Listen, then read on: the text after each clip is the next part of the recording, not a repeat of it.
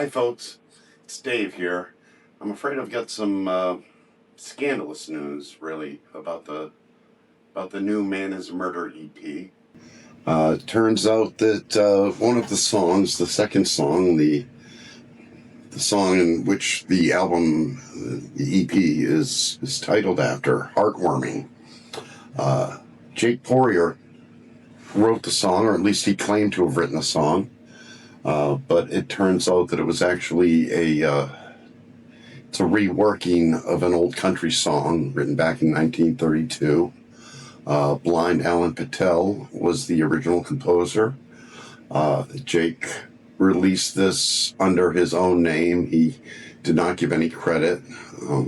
It's really, I'm disappointed. I thought Jake had more integrity than that. I'm going to be interviewing him in about 10 minutes, and I'm going to get his side of the story because, it's just with the history of rock and roll and how it was appropriated by the white man, and to have it continue to this day. Jake, what were you thinking?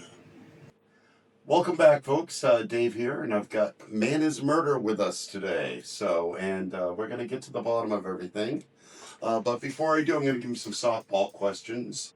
Jake Poirier, I'm going to start with you if you don't mind. Why don't you tell me how the band got started?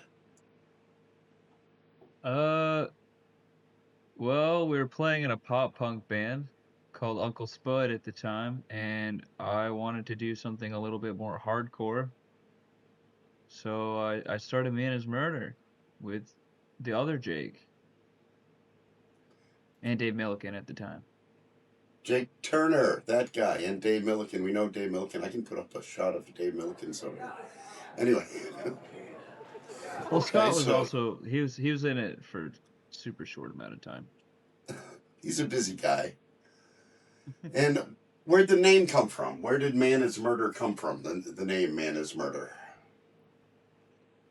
I don't know. It just sounded sick at the time. Now I feel stupid when I say it, but No.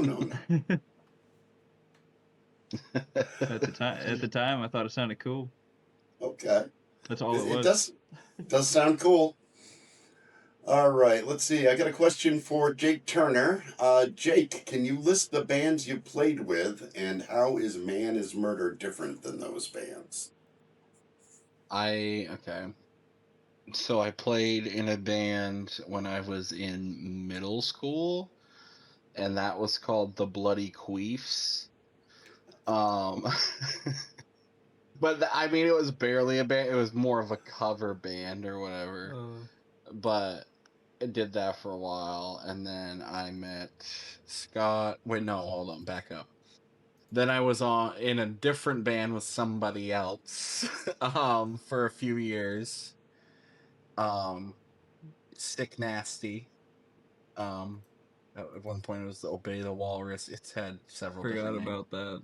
Yeah, that was also almost basically a cover band. There was very few original songs. There's like 3 or 4 originals. Very few. Like I said, very few.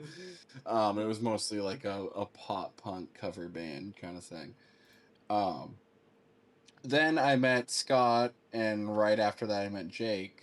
And then they started Uncle Spud before me, but I joined shortly after that. I don't know how long after that, but it wasn't very long.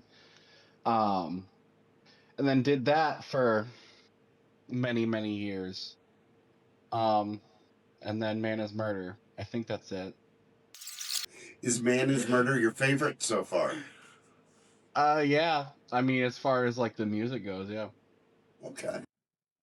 Okay, Jake Poirier, what was your introduction to punk rock music, and what bands really got you into it? What inspired you to pick up a guitar? I was a metalhead when I picked up guitar.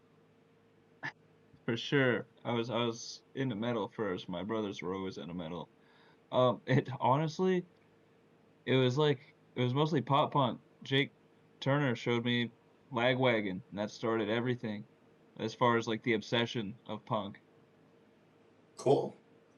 That makes sense. That's a good band. And Jake Turner, do you think music, particularly punk music, do you think it really makes a difference, or do you think it's just another passive form of entertainment? I think it can. In the grand scheme of things, probably not, if I'm being completely honest. But but I think on a small scale, it can. Okay. On a Just like on a personal level, do you mean? personal and more of like a community level, I guess. Okay. So yeah, more of a localized difference, if you Sure. will. Jake Poirier, same question to you. Do you think punk matters, or? Uh, yeah. I think it's kind of the same. Yeah, I think it can inspire people to make a difference. Okay. Let's hope so. I think it's more of a vessel.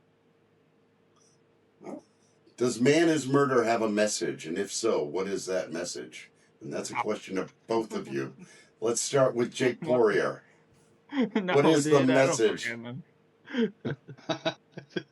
I don't fucking know, dude. All right, Jake Turner. It's all on I you. What mean, is the message?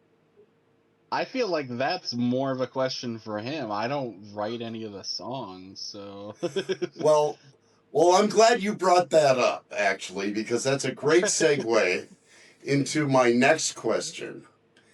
okay. Jake Poirier, there are allegations that you did not write Heartwarming, that it was actually written in 1936, I believe, by blind Alan Patel.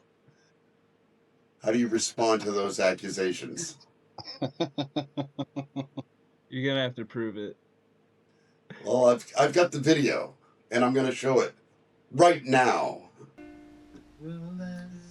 Vessels of desolation strangle the light, thrashing in torment, a soul stripped raw. To the depths of nothingness, nothing spared. Torn flesh cries for death, to contorting limbs convulsing in vain to the pulse of decay. This heart full of maggots and worms, a beating curse. All right. Well, thanks a lot for the interview, guys. I'm sorry it took so long. The EP's been out a while. Where can I hear it? If I wanted to hear it, Preferably you know, I've heard it. Bandcamp, and should we wait till Bandcamp Friday before we buy it, No, you or can should we whenever buy you it want. today? I don't care. Yeah. You can buy it whenever you want, man. Oh yeah. You're not going to retire on this? Who knows? You're going to be sued by the estate of blind Alan Patel. Yeah, we're gonna be forced into retirement. All right, guys. Thanks a lot. Beautiful. We'll end it on that. Have a good one.